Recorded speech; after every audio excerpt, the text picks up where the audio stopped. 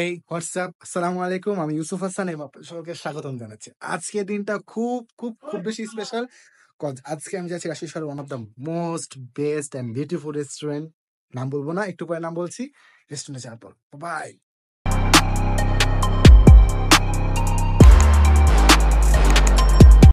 গুটি গুটি পায়ে রওনা হয়ে গেলাম রেস্টুরেন্টে যাওয়ার জন্য। এখন একটা রিক্সা খুঁজছি।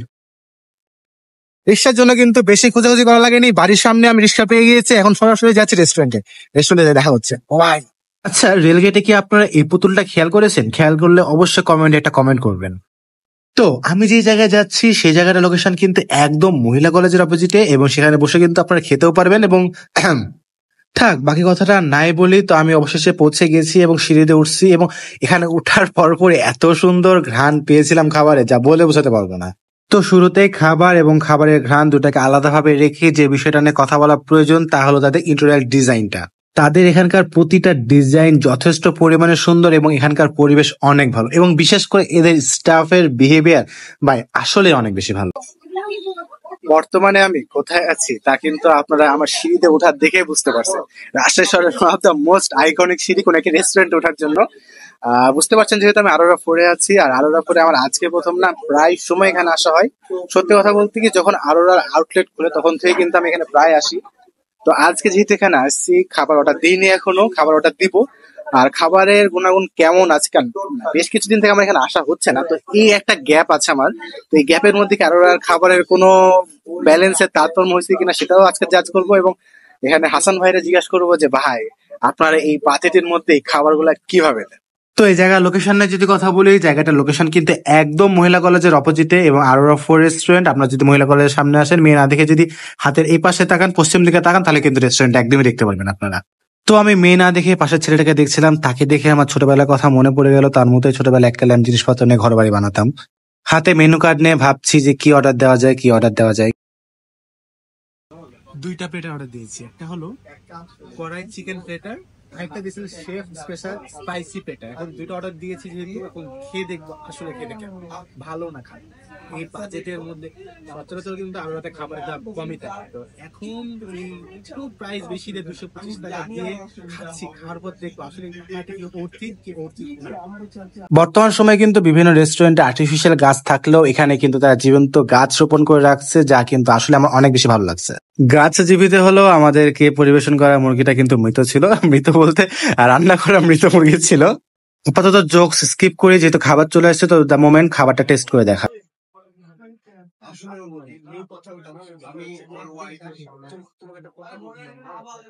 তো খাবার কিন্তু চলে আসছে।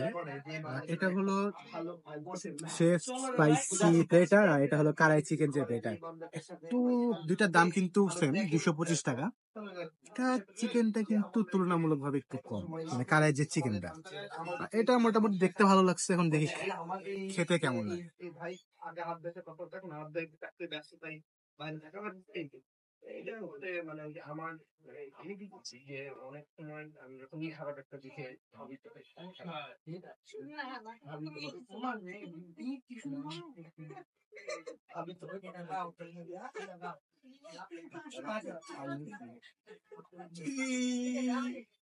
দুইটা রাইস আমার কাছে খাইতে প্রায় সিমিলার লাগছে, বাট যখন প্রথম বাইটটা নিয়েছিলাম আমার ওই মিমটার কথা মনে পড়ছে।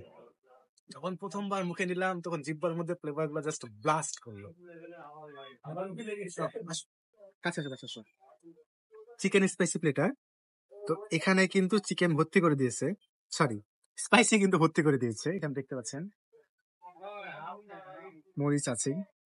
এখন খেয়ে দেখবো আসলে কতটা পরিমাণে স্পাইসি।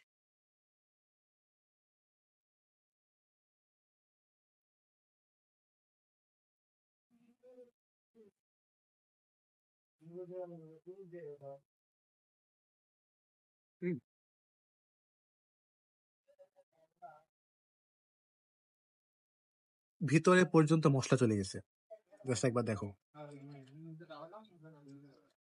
এটা ট্রাই করে দেখার পালা।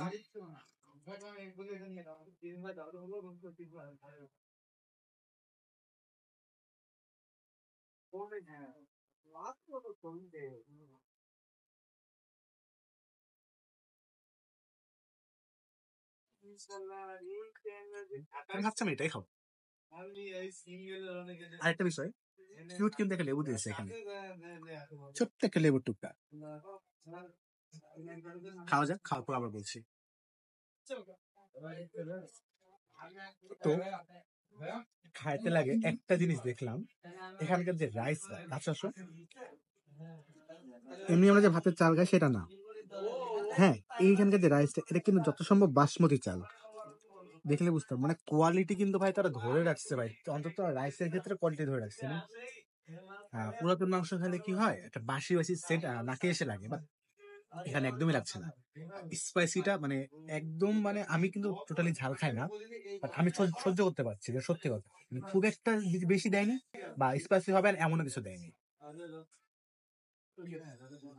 সবকিছুই ঠিক আছে। খাবারের test overall everything is okay, but যদি চিকেনের কোয়ান্টিটিটা আর একটু বাড়িয়ে রাখতো তাহলে আমি বলবো একদম সবকিছুতে পারফেক্ট। একটু কাঁচা আসো, আমি দেখাই। চিকেন কিন্তু দিয়েছে 1 2 3 4, আর একটা ছিল।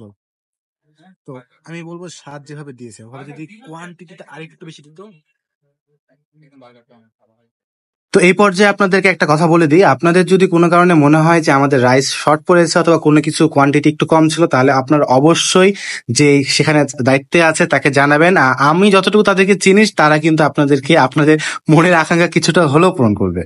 তো এই কথাটা কেন আপনাদেরকে বললাম, যখন আমি কাউন্টারে গেলাম এবং কাউন্টারে গিয়ে যখন বললাম যে ভাইয়া আমার মনে হয় মাংসের কোয়ান্টিটিটা একটু বাড়ালে ভালো হতো, তখন ভাইয়া বললো এই পাগল তুমি আমাকে আগে বলোনি কেন, তুমি বললে অবশ্যই তোমাকে একটু বাড়িয়ে দিতাম। তুমি বলে না, যারাই আসবে যদি তাদের প্রয়োজন পড়ে আমাদের সাধ্য অনুযায়ী আমি তোমাদের বাড়িয়ে দিবো।